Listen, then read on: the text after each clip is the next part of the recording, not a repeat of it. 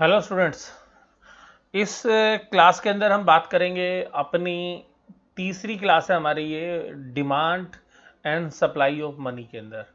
और अभी तक हम जो है पढ़ चुके थे तो मनी सप्लाई के कंपोनेंट्स जो है मेजरमेंट्स M1 M2 M3 और new measurements NM1 NM2 NM3 और इसके अलावा हम M4 भी जो है पढ़ चुके हैं। तो सीधी सी बात ये तो ये कंसेप्ट के बाद अब देखिएगा आरबीआई ने यानी कि जो हमारे सेंट्रल बैंक ने न्यू मॉनेटरी मेजरमेंट के थ्रू एनएम सीरीज के बाद एक लिक्विडिटी मेजरमेंट्स यानी कि लिक्विडिटी एग्रीगेट जो है मेजर्ड के लिए और निकाले। तो आरबीआई अपनी इस मनी सप्लाई को मेजरमेंट के लिए नए नए जो टूल्स हैं, जो 7 टूल्स मैं अभी डिस्कस कर चुका हूं, उसके बाद एक 3 टूल्स और ऐड हम जो है करने जा रहे हैं यहाँ पे। तो इनको लिक्विडिटी एग्रीगेट्स का जो है नाम आरबीआई ने दिया। अब इन लिक्विडिटी एग्रीगेट्स में 3 एग्रीगेट्स हैं L1। अब L1 एग्रीगेट क्या कहता है कि जो NM3 है यानी कि जो हम पढ़ चुके हैं पीछे, उसमें old deposit with the post office savings, तो यानी कि जो पोस्ट ऑफिस की सेविंग्स है उसको भी ऐड कर दिया। ओल्ड डिपॉजिट्स का मतलब है सेविंग डिपॉजिट्स और old deposits with the post office saving banks, तो जो पोस्ट ऑफिस की सेविंग बैंक्स वाली जो डिपॉजिट्स हैं वो इंक्लूड कर दी गई हैं। फिर L2 L1 और time deposit with the lending institution and refinancing institution, यानी कि जो फाइनेंशियल इंस्टीट्यूशंस के पास भी जो आपने यानी कि जो एनबीएफसीज होती हैं, ये नॉन बैंकिंग फाइनेंस कंपनी है, वहाँ पर भी अगर आपने टर्म डिपॉजिट रखे हैं तो वो भी ऐड कर दिए गए। और टर्म बोरोइंग्स, तो उसके बाद टर्म बोरोइंग्स बाय एफआईज, और एफआईज ने डिपॉजिट के अलावा अगर कहीं से उधार भी लिया है, जब वो भारत सरकार से लिया है जो कमर्शियल बैंक से, वो भी इंक्लूड कर दिए गए हैं। And certificate of deposit issued by FIIs. और इसके बाद इन्होंने जो सीडी इशू किए हैं, जो सर्टिफिकेट ऑफ डिपॉजिट्स इशू किए हैं, तो ये सर्टिफिकेट डिपॉजिट एक्चुअली ट्रांसफरेबल होते हैं। एफडी तो आपको जाके मैच्योर करानी पड़ती है, लेकिन अगर सीडी अगर इन्होंने इशू कर दी तो सीडी आपस में वो ट्रेडेबल होते हैं। तो जो सीडी इन्होंने इशू कर दिए तो एफआईज ने वो भी इंक्लूड कर दिए गए। तो ये और ब्रॉड कंसेप्ट है, ये देखिएगा ये ब्रॉड कंसेप्ट है मनी सप्लाई के। और ये जो अब मैं आपके साथ लास्ट बात कर रहा हूँ ये सबसे बढ़ के, तो अगर आपसे ब्रॉड मनी पूछे तो सबसे ब्रॉड मनी जो है वो L3 कंसेप्ट है। तो अगर आज की डेट में अगर हम जितने भी एग्रीगेट्स आ गए हैं उन सारे एग्रीगेट्स में बात करें तो L1 L2 L3 जो है ये ब्रॉड मनी है, और जो शुरू M1 M2 M3 जो है वो अभी भी जो है नैरो मनी जो है माने जाएंगे। लेकिन जब आप लोग स्कूल में पढ़ते थे तो उसमें से आपको M4 ब्रॉड मनी बताया जाता था और M1 जो है वो नैरो मनी बताया, लेकिन यहाँ पे देखिएगा कंसेप्ट और डेवलप हो गए हैं, और जो है एग्रीगेट्स हैं जो लिक्विडिटी मेजरमेंट्स के वो बढ़ते जा रहे हैं। तो इस तरीके से L3 का जो कंसेप्ट है वो आया। L2 the public deposit with the non banking financial companies, तो L2 plus public financial deposits. और आप ध्यान रखिएगा एग्जाम के अंदर या तो आपको M1 M2 M3 या NM1 NM2 NM3 या L1 L2 L3 इन तीनों में से एक सवाल आपका आने के पूरी संभावना एग्जाम्स में रहती है। तो ये सारे के सारे जो मेजरमेंट्स हैं मनी सप्लाई के, ये सब आपको याद करने हैं और आप इन पर रट्टा लगा लीजिएगा और इनको लिख लीजिएगा 2-4 बार, तो जिससे आपको याद रहेंगे। ये सवाल जो है अक्सर एग्जाम के अंदर आपको पूछा जाता है मनी सप्लाई के डिटर्मिनेंट्स का। अब बात करते हैं आगे, मनी मल्टीप्लायर अप्रोच। देखिएगा इस मनी मल्टीप्लायर अप्रोच को मैं अभी थोड़ी देर बाद आपसे डिस्कस करूंगा। मैं इससे पहले जो आपको कुछ और कंसेप्ट जो है पढ़ाऊंगा, उसके बाद मैं इस सवाल के ऊपर लौट के बाद में आऊँगा आज ही की क्लास में। तो मनी मल्टीप्लायर का जो कंसेप्ट है उससे पहले हम पढ़ते हैं दूसरा कंसेप्ट, जिसको हम बोलते हैं what are excess reserve of commercial banks and what is the impact of what is their impact on the economy, और उसके इकोनॉमी पर क्या इम्पैक्ट है, इन सब के बारे में बात करेंगे। और फिर आएंगे हम अपने जो क्वेश्चन नंबर 24 और 23 के ऊपर। तो सबसे पहले देखिएगा एक्सेस रिजर्व। देखिएगा जब कमर्शियल बैंक्स पैसा पब्लिक से उधार लेते हैं तो एफडी के रूप में या सेविंग बैंक के रूप में या करंट अकाउंट के रूप में बैंकों के पास पैसा आता है। ये जो मनी होती है, ये जो मनी है, इसको कमर्शियल बैंक्स जनरली लोन देने के लिए जो है यूज़ करते हैं, यानी कि जो बिजनेस हाउसेज हैं या गवर्नमेंट है या जो बाकी ऑर्गेनाइजेशंस हैं वो उनसे लोन लेते हैं। तो अल्टीमेटली इस पैसे को लोन के रूप में बांटा जा सकता है। अब जब इस लोन के रूप में जब बांटते हैं तो इस लोन के रूप में बांटने के लिए आरबीआई यहाँ पर बीच में पब्लिक की सिक्योरिटी के लिए और मॉनेटरी जो है मेजरमेंट के तहत, यानी कि मनी सप्लाई को कंट्रोल करने के लिए, मनी की डिमांड को कंट्रोल करने के लिए कुछ ऐसे मेजरमेंट करता है जिसकी वजह से कि ये जो सारा डिपॉजिट्स आपने लिया है इसको आप जो है पब्लिक को या जो दूसरे फाइनेंशियल इंस्टीट्यूशंस हैं या गवर्नमेंट को उधार ना दे सके। तो उसमें से कुछ जो है हर्डल्स जो है बैंक के लिए क्रिएट किए जाते हैं, जिसमें से पहला है कैश रिजर्व रेशो। तो कैश रिजर्व रेशो एक ऐसी रेशो होती है जो टाइम और demand liabilities of the bank है उसकी एक स्पेसिफिक परसेंटेज होती है जो आरबीआई के पास कैश के रूप में जो है रखनी पड़ती है इन बैंकों को। और दूसरा जो है कुछ ऐसे मेजरमेंट्स किए जाते हैं जहां पर कि बैंक अपनी लिक्विडिटी को मैनेज कर सके और उसको कोई भी इमरजेंसी नीड्स के लिए आरबीआई के पास ना भगना पड़े। तो एक स्टैट्यूटरी लिक्विड रेशियो जो है मेंटेन की जाती है सभी कमर्शियल बैंक्स के द्वारा, जिसकी डायरेक्शंस जो है आरबीआई देता है कि कितना परसेंट आपने रखना है। तो वो लिक्विड फॉर्म्स के अंदर जो है जो कमर्शियल बैंक्स हैं वो इन्वेस्टमेंट के रूप में उस पैसे को अपने पास रखते हैं या उसको निवेश करके रखते हैं, जिससे कि उनको ज़रूरत पड़ने पर उस पैसे को वो डिपोजिटर्स की सुरक्षा के लिए उसको यूज़ कर सकें। और जो बाकी पैसा बचता है उसको जो है कमर्शियल बैंक्स जो है लोन के रूप में बांटते हैं। तो अल्टीमेटली अब जो रिजर्व्स हैं वो अगर किसी के पास पड़े हुए हैं किसी बैंकिंग सिस्टम के अंदर जो कि रिक्वायर्ड रिजर्व से ज़्यादा पैसा है, तो उस रिजर्व्स को आप एक्सेस रिजर्व या सरप्लस रिजर्व्स बोलते हैं। तो excess reserve in a banking system are the bank reserve in excess of reserves required set up by the central bank।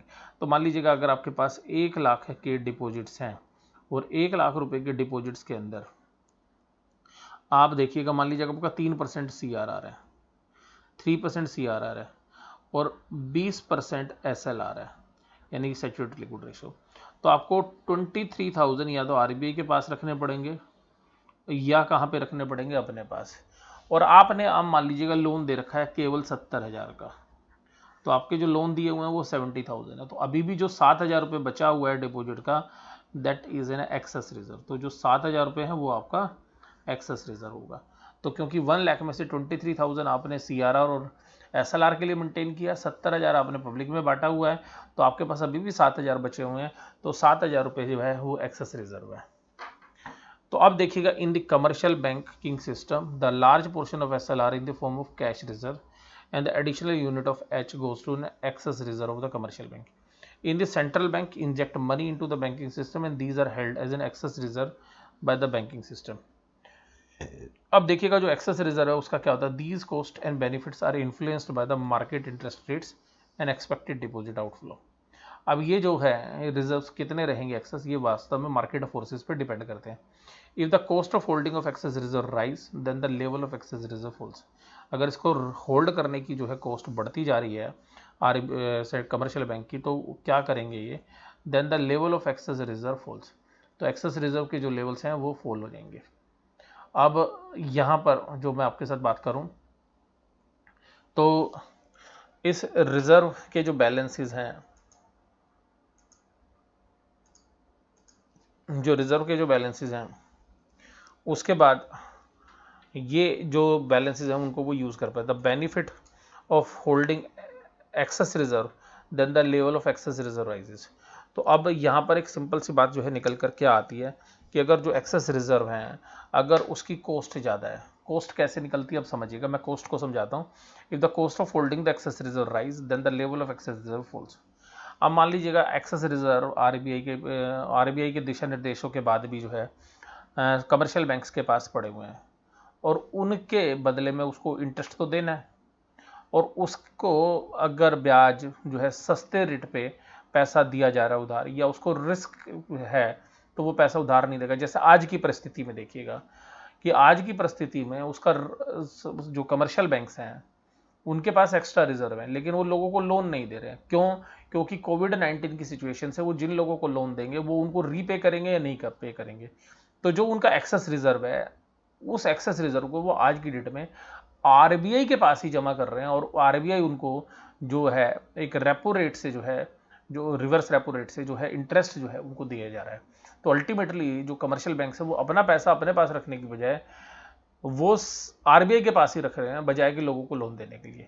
तो उनके जो एक्स्ट्रा रिजर्व्स हैं वो एक्स्ट्रा रिजर्व किस लिए जो है क्योंकि एक्स्ट्रा रिजर्व को वो आरबीआई के पास पार्क कर रहे हैं, क्योंकि उनके पास उसको अपॉर्चुनिटी जो है कमर्शियल बैंक के पास नहीं है। लेकिन कभी कभी ऐसा होता है कि बैंकों के पास पैसा नहीं होता और लोग डिमांड ज़्यादा करते हैं और बिजनेस के अंदर स्टेबिलिटी होती है। तो जब लोग ज़्यादा डिमांड करते हैं तो बैंक क्या करते हैं, एक्सेस रिजर्व अपने पास नहीं रखते और बल्कि उस रिजर्व को क्या करते हैं, तो एक्सेस रिजर्व जो भी होता है वो होता ही नहीं उनके पास, बल्कि वो लोन दे देते हैं।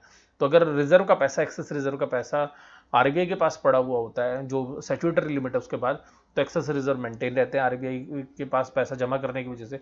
तो जो पैसा आरबीआई के पास इनका जमा रहता है वो एक्सेस रिजर्व का ही पार्ट होता है, जो स्टैट्यूटरी लिक्विड रेशो और सीआरआर रेशो के अलावा जो भी आप आरबीआई के पास जमा करते हैं। तो वो जो एक्स्ट्रा फंड्स इनके पास होते हैं वो वास्तव में रिजर्व के रूप में होते हैं और वो आरबीआई पे जो है निवेश करते हैं।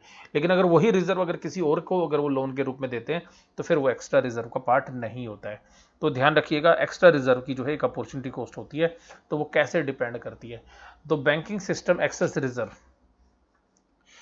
Reserve is negatively related to the market interest rate. कैसे डिपेंड करती है, मार्केट के जो इंटरेस्ट रेट है उसके ऊपर जो है वो डिपेंड करती है। तो सिंपल सी बात है कि जो बैंकिंग सिस्टम के अंदर एक्सेस रिजर्व रेशो है वो negatively related to the market interest rate. किससे करती है, मार्केट के इंटरेस्ट रेट के साथ काम करती है। If the interest rate increases the opportunity cost of holding excess reserve rise. अगर बाजार में अच्छे रेट ऑफ इंटरेस्ट मिल रहा है तो देखिएगा ये सारा पैसा क्या करेंगे, बाजार में बांट देंगे। और दूसरा है रिस्क, अगर इनको रिस्क नहीं है तो भी ये पैसा बांटेंगे, लेकिन अगर रिस्क ज़्यादा है तो ये नहीं बांटना चाहते। अब देखिएगा इस समय पर क्या है, रेट ऑफ इंटरेस्ट कम है तो रिजर्व के रखने के पास इनकी अपॉर्चुनिटी कॉस्ट कम है आज की डेट में कमर्शियल बैंक्स की। तो कमर्शियल बैंक क्या कर रहे हैं, रिजर्व के रूप में पैसा रख रहे हैं और वो पैसा आरबीआई के पास या सेंट्रल बैंक के पास जमा रख रहे हैं।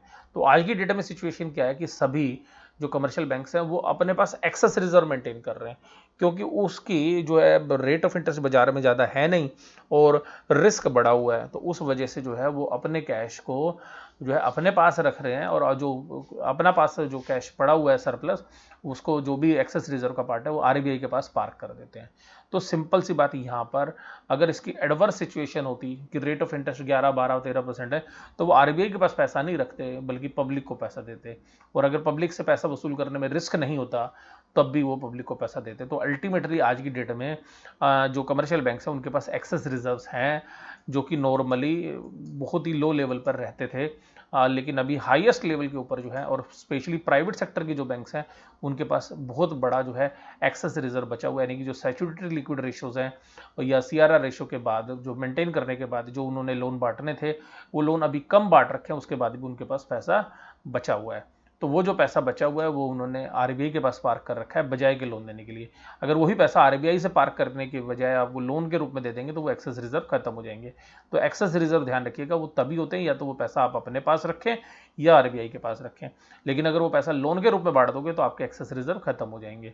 तो अब ये एक्सेस रिजर्व किस पर डिपेंड करते हैं, अगर हायर रेट ऑफ इंटरेस्ट बाजार के अंदर है तो एक्सेस रिजर्व कम होते हैं, अगर लो रेट ऑफ इंटरेस्ट होते हैं तो एक्सेस रिजर्व ज़्यादा होते हैं। और इसके अलावा मैं आपके साथ जो आज की डेट में बात बताऊं, कि आज की डेट में रिस्क जो है वो भी काफ़ी इंपॉर्टेंट है। जिस तरीके से कोविड का जो रिस्क है तो रिस्क ज़्यादा है आज की डेट में कमर्शियल बैंक्स को, तो इसलिए जो है वो अपने पास एक्सेस रिजर्व बनाए हुए हैं बजाय कि लोन बांटने के। तो ये भी एक जो है मेन रीज़न होता है। तो जो रिस्क है, रिस्क जो है वो भी एक इम्पोर्टेंट रोल प्ले करता है। तो यहाँ पर इस सवाल के साथ हम बात करते हैं कि state the government expenditure on money supply. अब गवर्नमेंट के जो खर्चे होते हैं उनके मनी सप्लाई पर क्या इफेक्ट होते हैं। अब गवर्नमेंट का जो मेजरमेंट होते हैं वो फिस्कल मेजरमेंट है। अगर गवर्नमेंट जो भी पैसा खर्च करती है तो वो किस तरीके से काम करते हैं। इफ द सेंट्रल गवर्नमेंट और state government cash balance fall short, अगर उनके पास पैसा कम पड़ता है तो वो क्या करते हैं, वो जाते हैं आरबीआई के पास और आरबीआई के पास उनकी ओवरड्राफ्ट फैसिलिटी चलती है। जैसे अभी आप कोविड में देखिएगा तो सरकार की जो जीएसटी की कलेक्शंस थी या इनकम टैक्स की कलेक्शंस थी वो घटती हुई नजर आई। तो जो सेंट्रल गवर्नमेंट और स्टेट गवर्नमेंट ने आरबीआई के पास गए और वहां से जाके ये पैसा ले आए।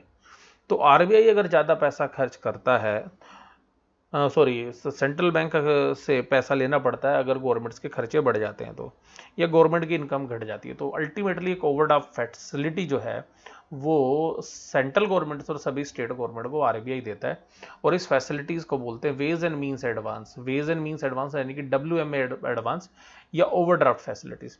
When the RBI lends to the government under the WMA और OD, it result the generation of excess reserve. तो अल्टीमेटली क्या होगा कि इस केस के अंदर गवर्नमेंट के पास पैसे आ जाएंगे। This happens because when the government incomes expenditure. अब गवर्नमेंट को पैसा खर्च करना है, तो गवर्नमेंट को जब वो पैसा खर्च करते हैं तो अल्टीमेटली गवर्नमेंट के जो या तो पेमेंट जो है आरबीआई करता है, या गवर्नमेंट को वो पैसा देता है तो फिर उसकी जनरल एंट्री वो पास करता है जिस तरीके से। और यहाँ पर ध्यान रखिएगा, तो आरबीआई के पास जो एक्सेस रिजर्व होते हैं, ध्यान रखिएगा, जैसे कमर्शियल बैंक्स के पास एक्सेस रिजर्व होते हैं, उसी तरीके से आरबीआई के पास भी एक्सेस रिजर्व होते हैं। तो आरबीआई के पास जो एक्सेस रिजर्व होते हैं, तो उन एक्सेस रिजर्व को जो है वो सेंट्रल गवर्नमेंट को जो है देता है, और मनी मल्टीप्लायर की जो प्रोसेस है उसके अंदर उसको यूज़ करते हैं। यही हम आगे चल के बात करेंगे।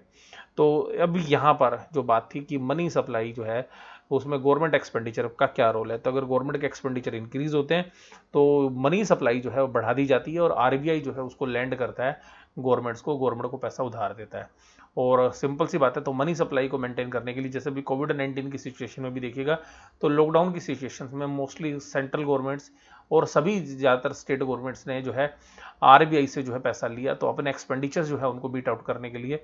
तो जो टेम्परेरी लोन्स या जो ओवरड्राफ्ट फैसिलिटीज़ सभी स्टेट गवर्नमेंट्स ने ली, उसके थ्रू जो है गवर्नमेंट एक्सपेंडिचर के थ्रू जो है मनी सप्लाई को भी मैनेज किया जाता है। तो गवर्नमेंट को अपनी तनख्वाह देने के भी पैसे नहीं थे कुछ स्टेट्स के अंदर, तो वहाँ पर जो है सारे की जो सारी फैसिलिटीज़ हैं वो आरबीआई से दी गई, और सेंट्रल गवर्नमेंट ने भी वहाँ पे फंडिंग ली है अभी जो है पिछले 3 महीनों के दौरान। तो ध्यान रखिएगा इस तरीके से। लेकिन जब गवर्नमेंट के अपने टैक्सेस आएंगे, कलेक्शंस होंगी, तो गवर्नमेंट जो है इस पैसे को जो है आरबीआई को पे कर देगी। और इसी तरीके से जो आरबीआई भी पैसा कमाता है, ध्यान रखिएगा, क्योंकि आरबीआई जो ब्याज पे पैसा देता है कमर्शियल बैंक को, वो सस्ते रेट पे देता है और उनसे ज़्यादा ब्याज वसूल करता है कमर्शियल बैंक से। तो ये जो रेपो रेट या रिवर्स रेपो रेट जो ऑपरेशंस होंगी, वो मैं आपको जो नेक्स्ट चैप्टर है उसके अंदर जो है डिस्कस करूंगा। तो उनके पास जो आरबीआई के पास भी प्रॉफिट होते हैं, तो 2-3 साल के बाद जब इकट्ठा पैसा हो जाता है, तो आरबीआई उस पैसे को जो है सेंट्रल गवर्नमेंट को भी वापस कर देता है। तो आप देखिएगा, क्योंकि जो आरबीआई का कंट्रोल है वो सेंट्रल गवर्नमेंट के पास होता है, तो सेंट्रल गवर्नमेंट हालांकि एक अलग एंटिटी की तरह मानी जाती है जब वो आरबीआई के साथ कंट्रोल कर रही होती है, लेकिन ओनरशिप भी जो है उसी के पास है, सेंट्रल गवर्नमेंट के पास। तो आप देखिएगा पिछले 7-8 महीने पहले जो है आरबीआई ने एक बहुत बड़ा अमाउंट जो है सेंट्रल गवर्नमेंट को प्रॉफिट के रूप में, जो उसने पैसा कमाया था, वो डिविडेंड के रूप में जो है डिस्ट्रीब्यूट किया था अभी सेंट्रल गवर्नमेंट को। लेकिन उसका इस मनी सप्लाई से कोई लेना देना नहीं है। हालांकि वो जो है सेंट्रल गवर्नमेंट के हाथ में पैसा आया था, उससे भी एक मनी सप्लाई जो है इंप्रूव हुई थी। लेकिन जनरली यहाँ पे इस गवर्नमेंट एक्सपेंडिचर के संदर्भ में जो मनी सप्लाई की बात हो रही है, वो वास्तव में उन ओवरड्राफ्ट या जो short term loans and advances हैं, यानी कि WMA अकाउंट्स, यानी कि वेज एंड मीन्स एडवांसेज हैं, उनकी बात हो रही है। उसके बाद आता है क्रेडिट मल्टीप्लायर। ये बहुत ही इंपॉर्टेंट क्वेश्चन है, अब ध्यान रखिएगा, इसको हमने समझना है। देखिएगा, इसको क्रेडिट मल्टीप्लायर के नाम से भी बोलते हैं और या क्रेडिट क्रिएशन ऑफ मनी के नाम से भी बोलते हैं। तो मनी सप्लाई का ये जो कंसेप्ट है, तो इसके अंदर ध्यान रखिएगा, यहाँ पर जो हमने बात करनी है वो बात करनी है इस कंसेप्ट की, और ये कंसेप्ट बहुत ही इंपॉर्टेंट कंसेप्ट है। तो ध्यान से समझिएगा, इस कंसेप्ट के अंदर हम जो बात करेंगे वो बात करनी है हमें क्रेडिट क्रिएशन ऑफ मनी की। तो देखिएगा, क्रेडिट क्रिएशन ऑफ मनी की मैं आपके साथ बात करूं, तो उसको थोड़ा सा मैं एग्जांपल भी आपके सामने रख लिया है, और इसको आप ध्यान से समझिएगा। पहले ये क्या होती है क्रेडिट क्रिएशन ऑफ मनी, ये या मल्टीपल एक्सपेंशन ऑफ मनी भी इसको बोलते हैं, क्रेडिट क्रिएशन ऑफ मनी भी बोलते हैं, और क्रेडिट मल्टीप्लायर भी इसको हम बोलते हैं। तो देखिएगा, जो एग्जांपल आपके सामने है, पहले मैं इसकी ही बात आपके साथ करूंगा। तो देखिएगा, क्रेडिट क्रिएशन ऑफ मनी क्या है। देखिएगा, बैंकों के पास आप पैसा जमा करने जाते हैं, तो डिपॉजिटर का पैसा बैंक के पास आता है, और बैंक उसके अपने लाइबिलिटी के रूप में उसको स्वीकार कर लेता है। तो मान लीजिएगा मेरे एग्जांपल के हिसाब से कि बैंकों के पास 1000 रुपये आए, और बैंक उस 1000 रुपये को अपने पास रखता है। अब वो उस पैसे को उधार बांटने के लिए जाता है, तो उधार बांटने के लिए जाता है, तो जो आरबीआई है वो ये कहता है कि आप इसको SLR या CRR जो है कुछ पैसा अपने पास रखेंगे, जिस पैसे को आप लोन के रूप में नहीं बांट पाओगे। हम ये उम्मीद करते हैं कि चलिए ये रेशियो जो है 10% है, तो इसका मतलब है कि 10% पैसा जो है ये आरबीआई जो है दिशा निर्देश दे रहा है, उस दिशा निर्देश के हिसाब से कमर्शियल बैंक उसको नहीं बांट पाएंगे। तो वो अल्टीमेटली 900 रुपये का लोन जो है बांट देगा पब्लिक के अंदर। अब पब्लिक उस 900 रुपये का क्या करेगी, तो वो किसी ना किसी के हाथ में इनकम आएगी, तो अल्टीमेटली वो दोबारा से बैंकिंग सिस्टम के अंदर आ जाएगी। तो बैंक के पास फिर दोबारा से 900 रुपये आ जाएंगे। अब बैंक उस 900 रुपये से क्या करेगा, 10% पैसा रखेगा अपने पास और 810 रुपये और किसी को बांट देगा। तो अब वो जो पैसा 810 था वो दोबारा से डिस्ट्रीब्यूट हो गया। तो अगर बैंक देखो तो जो बैंक के पास 1000 रुपये आए थे, बैंक ने उसको दोबारा से लैंड कर दिया, तो उसके बाद वो 810 रुपये दोबारा से बैंक के पास आएंगे। बैंक उस 810 में से 10% अपने पास रखेगा 81 रुपये और 729 जो है दोबारा से बांट देगा। तो ये जो प्रोसेस है ये कंटिन्यूसली चलती रहती है। तो ये जो प्रोसेस कंटिन्यूसली चलेगी तो जो 1000 रुपये था वो पहले 1000 रुपये का काम कर रहा था, क्रेडिट एबिलिटी थी, उसके बाद 900 रुपये की, फिर 810 रुपये की, फिर 729 रुपये की और इस तरीके से फिर 656 रुपये की, और ये सीरीज जो है चलती रहेगी। तो सिंपल सी बात है कि अगर आपका रेट ऑफ रिजर्व 10% था, तो अगर 1000 रुपये थे तो जिस तरीके से हमने आपको वहाँ पे एफएम में पढ़ाया हुआ था वैल्यू ऑफ फर्म, सेम उसी तरीके से अगर आपकी 1000 रुपये की इनकम और डिस्काउंटिंग रेट 10% है तो 1000 डिवाइडेड बाई 10% दैट इज 10,000। तो इसकी वैल्यू कितनी बनती है, 10,000। तो इसी तरीके से अगर 1000 रुपये और रिजर्व रेशियो जो है, जो स्टैट्यूटरी रिजर्व है या रिक्वायर्ड रिजर्व रेशियो अगर वो 10% है, तो आप उसका 10 गुना पैसा जो है मल्टीप्लाई कर सकते हैं, यानी कि क्रेडिट एक्सपेंशन जो है आप 10 गुना कर सकते हैं।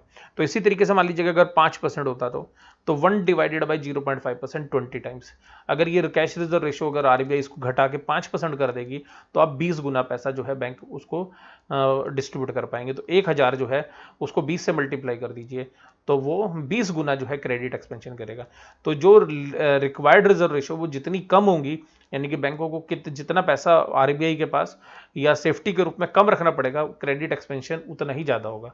अब मान लीजिएगा अगर क्रेडिट एक्सपेंशन का रेट 20% है, आपको 1000 रुपये मिला और 20% आप रिजर्व रखना पड़ता है, तो आप 1000 रुपये में से आप पहले 200 रुपये रखेंगे, 800 लोन बांट पाएंगे, 800 में से फिर 20% 160 रखेंगे, 640 बांट पाएंगे। तो इसका मतलब है कि हम ये अजूम करके चल रहे हैं कि पूरा का पूरा जो सिस्टम है वो बैंकिंग के थ्रू काम कर रहा है, जो भी लोग पैसा रखते हैं वो सब बैंक में रखते हैं और इसी तरीके से क्रेडिट एक्सपेंशन जो है होता रहता है। तो जरूरत के लिए लोग बैंकों के पास ही पैसा उधार मांगने जाते हैं। तो ये कुछ बेसिक अजम्पशन है जो इस पूरी थ्योरी के पीछे काम कर रही है। तो सिंपल सी बात है, जो 20% वाला है जो कंसेप्ट है, तो वो ये कहता है 1 divided by 20%, 1 divided by 20% that is 5। तो इसका मतलब है कि 5 गुना क्रेडिट क्रिएशन होगी। 1000 रुपये तो 5000 का क्रेडिट क्रिएशन होगा अगर 20% रिजर्व रेशियो है तो। 10% होगी तो 1 divided by 10% that is 10 times, तो 1000 का 10 गुना यानी कि 10 गुना क्रेडिट क्रिएशन होगी। इसी तरीके से अगर 5 टाइम्स होता तो 1 divided by 5% that is 20 times, तो 20 गुना क्रेडिट क्रिएशन होगा। अगर 4% होता तो 1 डिवाइडेड बाई 4% दैट इज 25, तो 1000 का 25 गुना क्रेडिट क्रिएशन होगा, 25 गुना। तो इसका मतलब है कि आरबीआई के हाथ में है कि वो कितना क्रेडिट क्रिएशन करवाना चाहता है।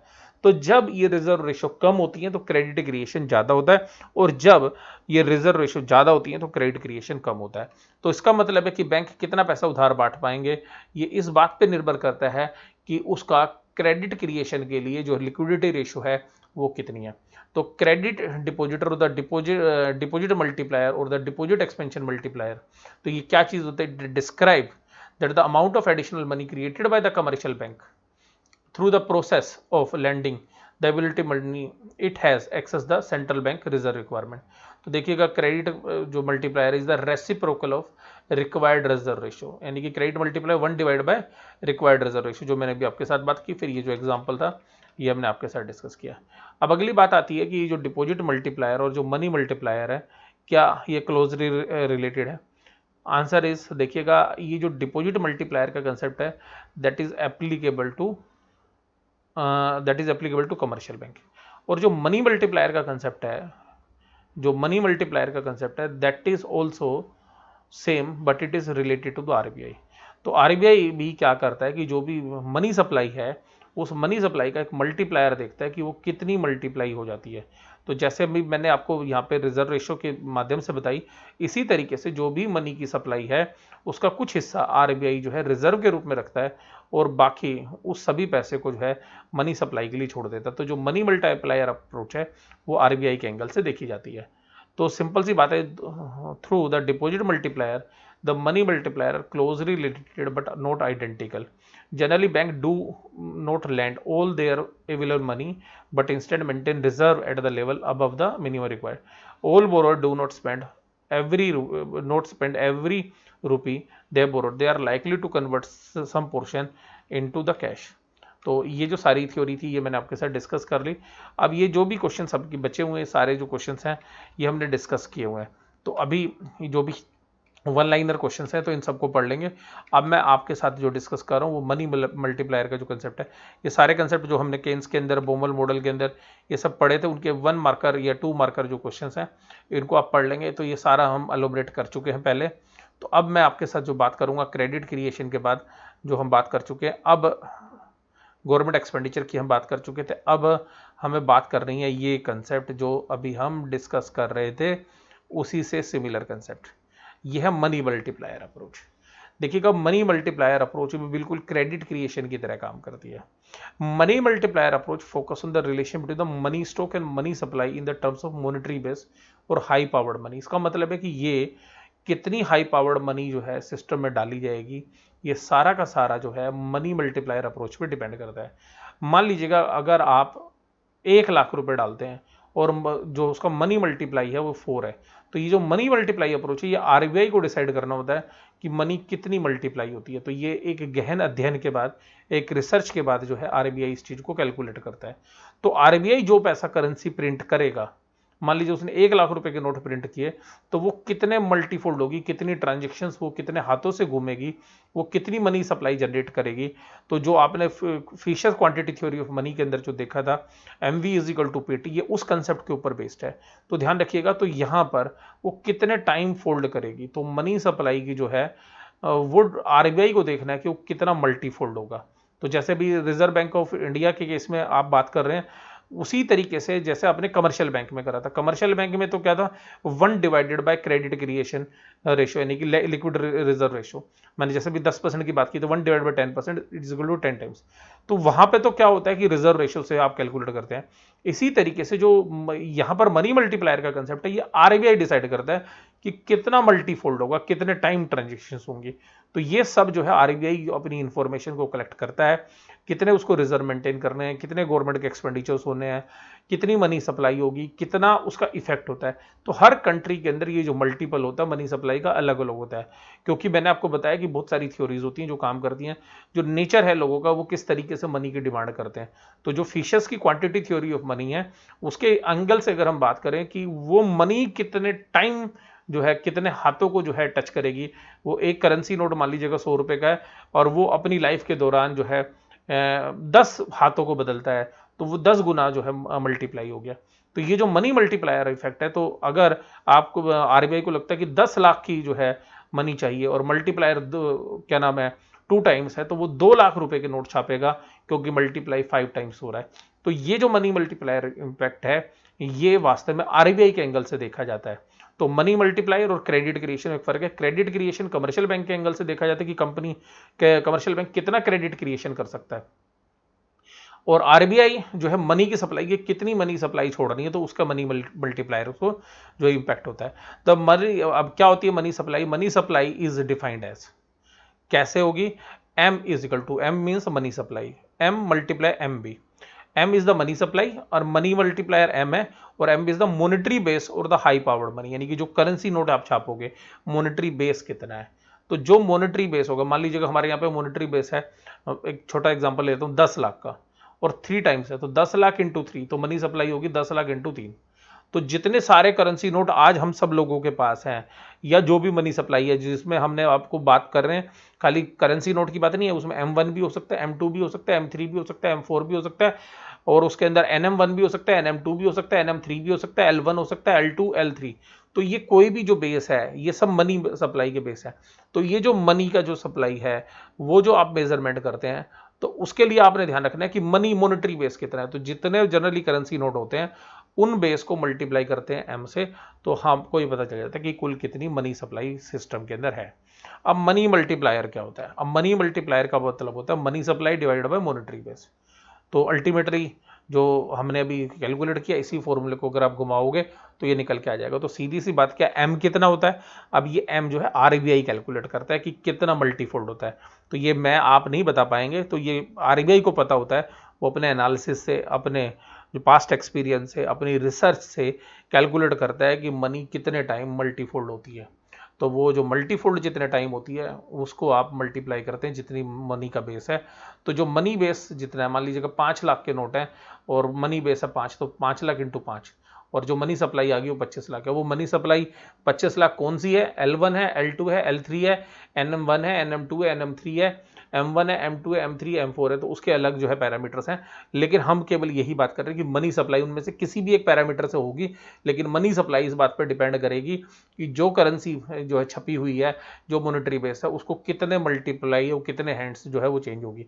तो वास्तव में जो थ्योरी है मनी मल्टीप्लायर अप्रोच, ये वही अप्रोच है जो क्वांटिटी थ्योरी ऑफ मनी में अपने फिशर की जो थ्योरी पढ़ी थी कि कितनी जो है मनी सप्लाई होगी। तो अगर आप वहीं पे देखेंगे तो मनी मल्टीप्लायर है कि कितने टाइम वो फोल्ड होगी और कितने जो है करेंसी नोट यहाँ पर है।